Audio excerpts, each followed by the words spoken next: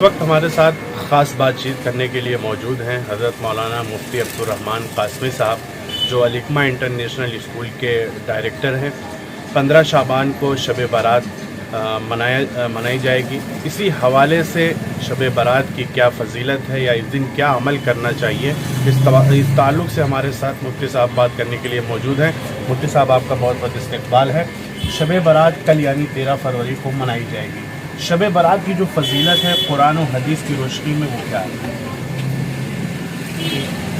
السلام علیکم ورحمۃ اللہ۔ شب برات یعنی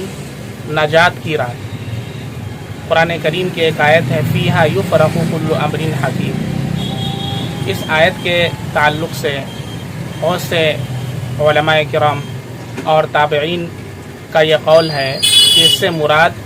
یہ رات یعنی شب برات ہے، اور اسی رات اللہ رب العزت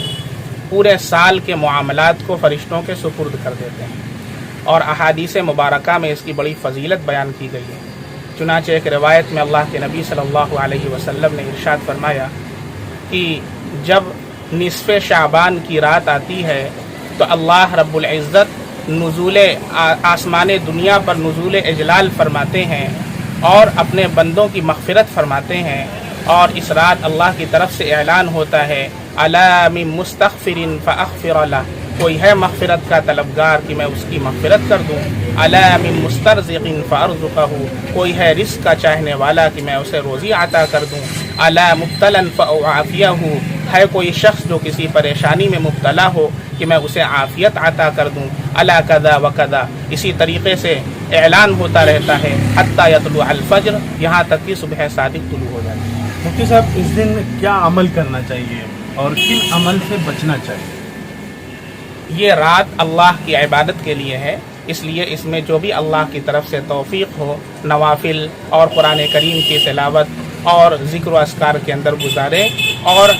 جن چیزوں سے بچنا چاہیے جیسے بہت سارے مسلمان پٹاخہ اس میں چھڑاتے ہیں تو یہ اپنے مال کا ضیاع ہے، اسی طریقے سے چراغاں کرتے ہیں تو یہ چراغاں وغیرہ کرنا اس کا کوئی ثبوت نہیں ہے۔ اچھا، جیسا آپ نے کہا کہ پٹاخہ پھوڑتے ہیں اس دن،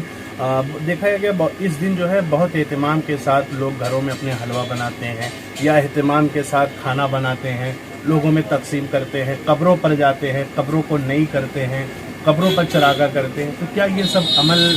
اسلام میں یا شب برات کے دن یہ سب عمل کیا جاتا ہے؟ دیکھیں، شب برات کے تعلق سے جب ہم قرآن اور احادیث پر نگاہ ڈالتے ہیں تو 3 چیزیں ہم کو معلوم ہوتی ہیں۔ اس رات کے تعلق سے ہم کو 3 چیزیں ہیں۔ سب سے پہلی چیز، اللہ کی طرف سے جو توفیق ہو اس میں عبادت کرنا چاہیے، اور عبادت عام ہے، اس میں کوئی خاص عبادت نہیں ہے، کوئی بھی نفل نماز کوئی خاص نہیں، اللہ جو توفیق دے پڑھیں۔ اسی طریقے سے دوسرا جو عمل ہے کہ اس رات قبرستان جانا، ہمارے نبی صلی اللہ علیہ وسلم سے پوری زندگی میں 1 مرتبہ قبرستان جانا ثابت ہے، اور وہ آپ اس طرح گئے کہ آپ تنہا تشریف لے گئے۔ اس لیے اگر کوئی شخص لازم سمجھے بغیر اور جمگھٹے کے بغیر، تکبیر بلند کیے بغیر اگر وہ جاتا ہے اور وہاں ایصال ثواب کرتا ہے اور چلا آتا ہے تو اس میں کوئی مذائقہ نہیں ہے، بشرطے کہ لازم نہ سمجھے۔ اور شب برات کے اگلے دن روزہ رکھنا، ایک روایت کے اندر، اگرچہ وہ روایت ضعیف ہے لیکن محدثین کا یہ اصول ہے کہ ضعیف روایات بھی وہ فضائل کے باب میں معتبر ہوتی ہے، تو اس وجہ سے مستحب کا قول ہے، اسے ہم سنت بھی نہیں کہتے نہ واجب کہتے ہیں، لیکن اگلے دن کا روزہ اگر کوئی رکھے گا تو یہ مستحب ہے، اور اس وجہ سے بھی کہ ایام 20 میں سے ہے، 13، 14، 15 اور ہر مہینے کے ایام 20 کا روزہ ہمارے نبی صلی اللہ علیہ وسلم رکھا کرتے تھے، بشرطے کہ اسے لازم نہ سمجھے اور نہ رکھنے والے پر کوئی لعنت ملامت نہ کرے۔ مفتی صاحب، اسلام میں 3 راتوں کی بڑی فضیلت ہے، ایک ہے شب قدر اور ایک ہے شب معراج اور ایک ہے شب برات، تو ان تینوں رات جو برابر ہیں یا فضیلت اور ثواب کے اعتبار سے الگ الگ ہیں؟ نہیں، سب سے افضل رات تو شب قدر ہے، تو جس میں اللہ نے قرآن کریم کو نازل فرمایا، اور پوری سورت ایک سورۃ القدر کے نام سے اللہ نے قرآن میں نازل فرمائی، انا انزلناہ فی لیلۃ القدر، اور حدیث میں آتا ہے، قرآن کے اندر ہے کہ لیلۃ القدر خیر من الف شہر، وہ 1000 مہینوں سے بڑھ کر ہے، تو سب سے افضل تو شب قدر ہے، اور شب برات ہے یا شب معراج ہے، تو اس میں یہ کہ انسان اللہ کی طرف سے جو توفیق ملے اس میں عبادت کرے، تو اس کا ثواب جو ہے وہ شب قدر کے برابر تو نہیں ہے، لیکن شب قدر سب سے بڑھ کر کے۔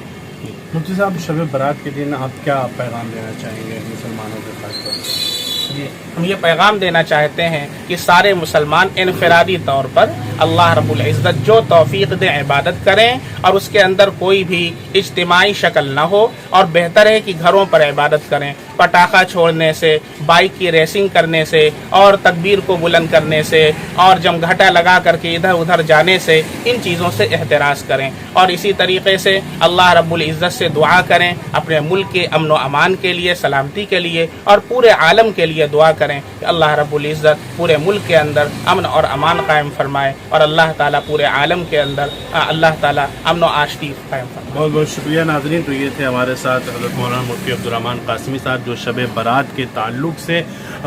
مختصر مگر جامع گفتگو کر رہے تھے قرآن و حدیث کی روشنی میں، جنہوں نے اس دن کی فضیلت کے بارے میں بتایا، اور خاص طور سے بھی بتایا کہ اس دن ہمیں کن کاموں سے اجتناب کرنا چاہیے، پرہیز کرنا چاہیے۔ بہت بہت شکریہ۔